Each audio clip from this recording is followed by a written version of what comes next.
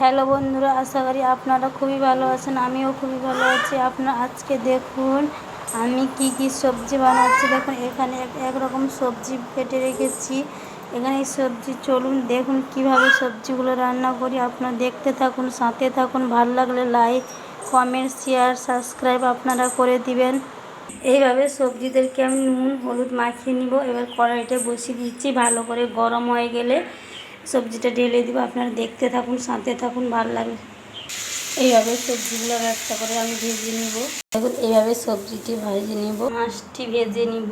দেখুন এটা গরম হয়ে গেছে, আমি মাছটি ছেড়ে দিই। মাছটি আমি ছেড়ে দিয়েছি।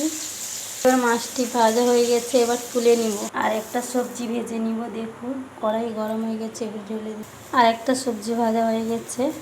এবার দেখুন আর একটা সবজি ভেজে নিব। দেখুন কড়াই গরম হয়ে গেছে।